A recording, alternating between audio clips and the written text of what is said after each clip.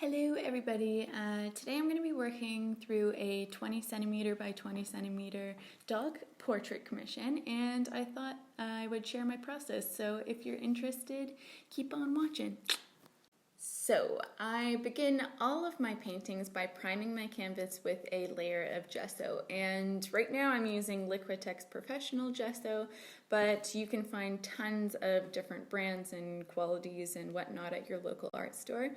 I also, after priming my canvas, I will tone my canvas, and in this case I've toned it a nice burnt orange color with acrylic paint. And the reason why I do this is because I don't particularly like working on a plain white canvas when I first start. So also, during the process of painting, I'll leave parts of the background shining through, and then it'll give it this nice warm glow when I'm finished. Here is the reference photo I'm working from, and right now I am just loosely mapping out where the lights and the darks are going to go in the painting. Now I'm using a bit of color just to kind of solidify the composition and make sure everything in here is proportionate and accurate to the reference photo. Not really getting into too much detail right now because that will come at a later stage. Now that I have mapped out all of the essential parts of the dog, I am now going to move into doing the details. So when I do this part of the painting, I am always working from dark to light. So in the parts where I know there's going to be a lot of white, like in the forehead here, I'm going to start with a gray, and then I'm going to layer white on top of that in this short brush strokes that's going to give it a nice 3D kind of hair effect.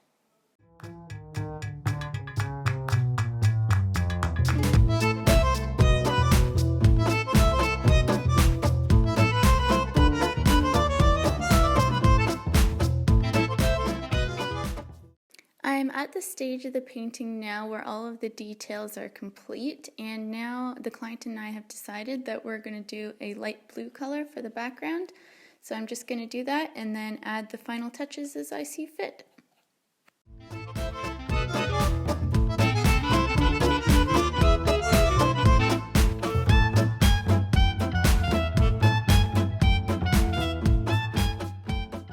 Background is finished, and now all that's left to do is sign.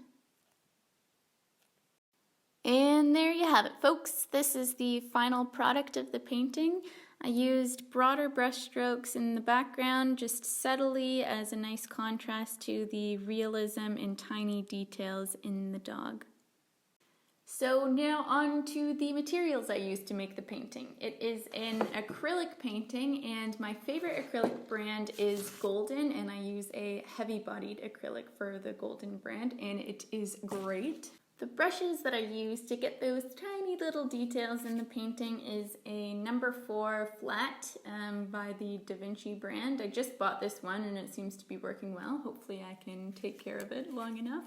And also this, which it works wonders. I got this a really long time ago, so honestly all of this information has wiped off, but this is what I use for my signing and the tiny little details. But it's a pointed round, and it's the Winsor & Newton brand, and I think that it's a number 3, but it is amazing.